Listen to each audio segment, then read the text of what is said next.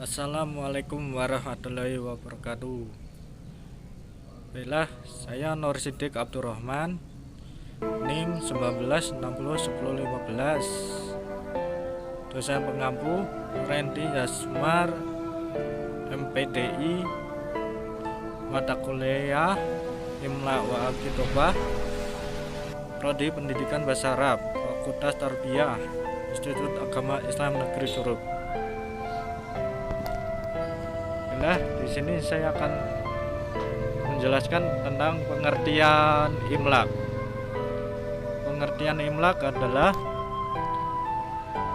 menurut definisi Mahmud Ma'aruf, imlak adalah menuliskan huruf-huruf sesuai posisinya dengan benar dalam kata-kata untuk menjaga terjadinya kesalahan makna.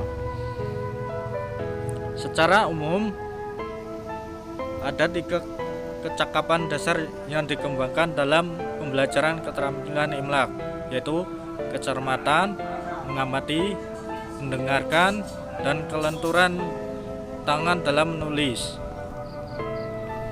Jenis-jenis imlak. Untuk mencapai hasil yang efektif dari pelaksanaan pembelajaran menulis, maka perlu diketahui bahwa kegiatan menulis yang dimaksud ada beberapa tahap, yaitu imlak makmu, imlak maju, imlak ikhtibar. Secara garis besar ada 4 macam dan teknik yang harus diperhatikan dalam pembelajaran imlak, yaitu yang pertama adalah imlak menyalin atau al-imla al-makul, adalah memindahkan tulisan dari media tertentu dalam buku pelajaran atau disebut juga dengan al-imla al-maksub, sebab dilakukan dengan cara menyalin tulisan. Yang kedua adalah imla mengamati atau al-imla al-mahsur, adalah melihat tulisan dalam media tertentu dengan cermat, setelah itu dipindahkan ke dalam buku pelajaran tanpa melihat lagi tulisan.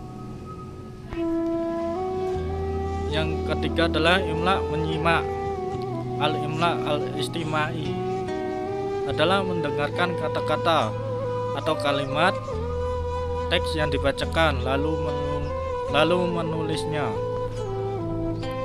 Pengertian pembelajaran mahara al-kitabah. Menurut Rusyana, menulis merupakan kemampuan menggunakan pola-pola bahasa secara tertulis untuk mengungkapkan suatu gagasan atau pesan. Oleh karena itu, dari 2 pendapat di atas, maharah kitabah adalah sebuah kegiatan mengekspresikan suatu ke dalam bentuk-bentuk huruf yang sesuai kaidah tertentu. Tujuan pengajaran menulis. Adapun tujuan pengajaran menulis bahasa Arab memungkinkan siswa belajar menurut Mahmud Kamil An-Nakah adalah: yang pertama adalah menulis huruf Arab dan memahami hubungan antara bentuk huruf dan suara.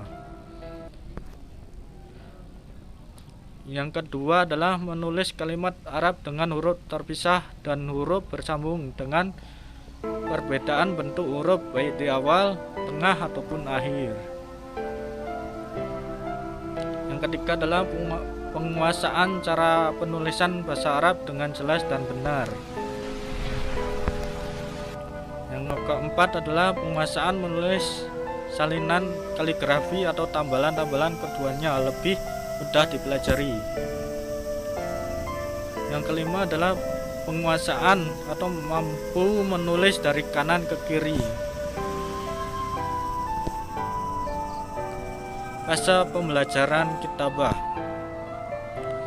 Keterampilan menulis harus diajarkan secara bertahap, mulai dari tahap terendah kemudian pada yang lebih tinggi. Adapun prinsip-prinsip dalam mengajarkan adalah tema dan ketentuan lainnya harus jelas. Tema dianjurkan berasal dari kehidupan nyata atau pengalaman langsung dari peserta didik.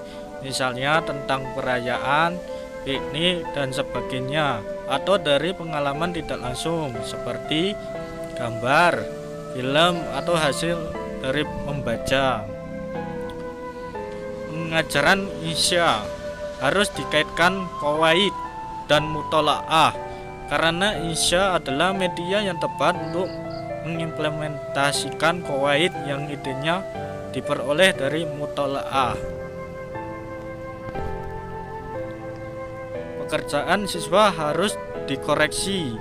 Jika tidak, maka peserta didik tidak mengetahui kesalahan dan dia akan melakukan kesalahan lagi. Untuk mengoreksi kesalahan, sebaiknya diurutkan berdasarkan kepentingannya dan hendaknya dibahas dalam pelajaran khusus. Hanya itu yang saya sampaikan, kurang lebihnya saya mohon maaf kepada teman-teman dan kepada Allah saya mohon ampun. Saya akhiri, wabillahi taufiq wal hidayah. Wassalamualaikum warahmatullahi wabarakatuh.